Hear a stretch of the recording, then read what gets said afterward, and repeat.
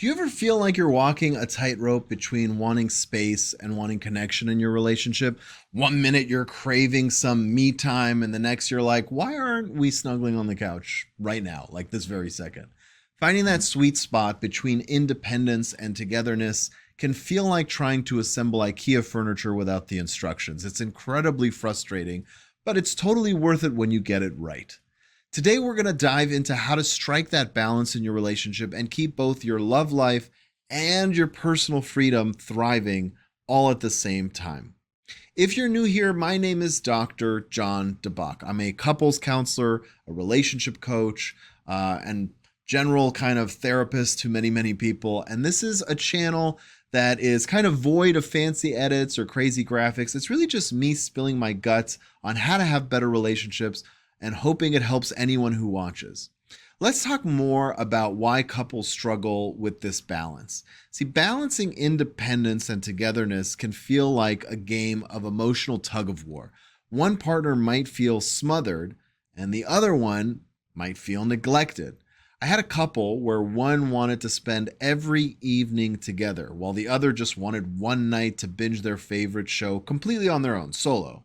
And without explaining every plot twist, because that's the way her partner constantly wanted to engage with, watching TV. If it sounds familiar, this push-pull is normal. But if you don't find a balance, resentment is going to creep in. The good news is, with some small adjustments, you can actually find harmony between needing space and building that connection. If these insights are already striking a chord, go ahead and hit that like button. And if you want more advice on how to create a balanced, fulfilling relationship, be sure to subscribe. I got a ton of content coming your way that'll help you build a stronger, happier marriage and maybe even solve that whole snuggling versus personal space dilemma. One of the most fascinating, and I mean really just completely mind-blowing things to me from the Gottman method is the idea of bids for connection. These are the small moments, little tiny moments when your partner is reaching out, okay? Reaching out for a connection, like when they share a meme with you or they ask you what you want for dinner. Yes, even that is a bid. Responding positively to these bids, like actually laughing at the meme instead of just grunting, right?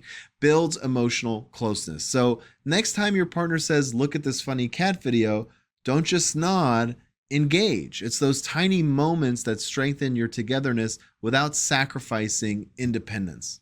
Now let's dive into why I think independence is so critical for personal growth. I mean, if we're going to be fighting for it, it better be important, right?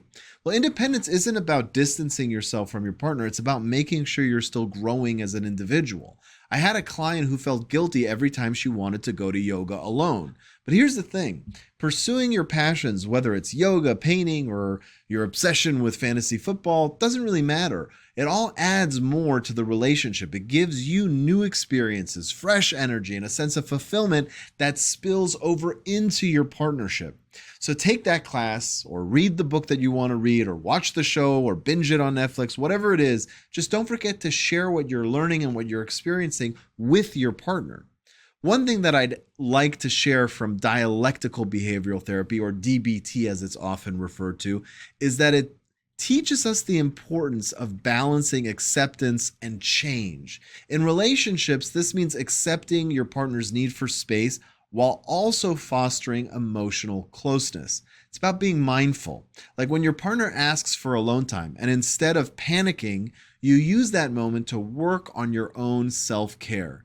This balance between acceptance and change is key to keeping both your independence and your connection intact. And hey, you'll both enjoy that together time even more when you've had a chance to recharge. But there's still a big question on the table here. How do you strengthen togetherness without sacrificing individuality? See, building togetherness doesn't mean being glued at the hip. It's about quality, not quantity. One of my clients found that scheduling weekly date nights, even if it's just cooking dinner together or taking a walk outside after dinner, was a huge game changer.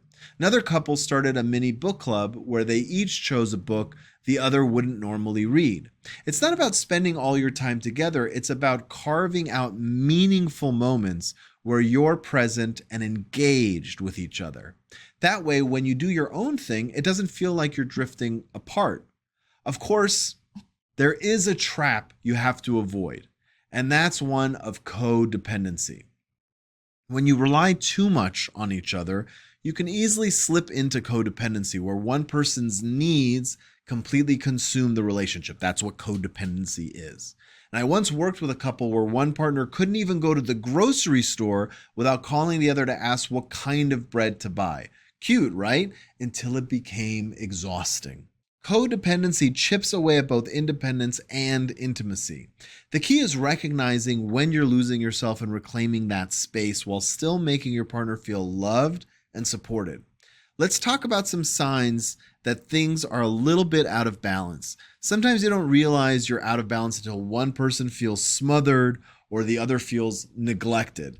Maybe you're always doing things together, but you've forgotten what alone time feels like. Or maybe you've drifted so far apart that quality time is reduced to, sending each other funny GIFs from opposite sides of the house without actually talking about it.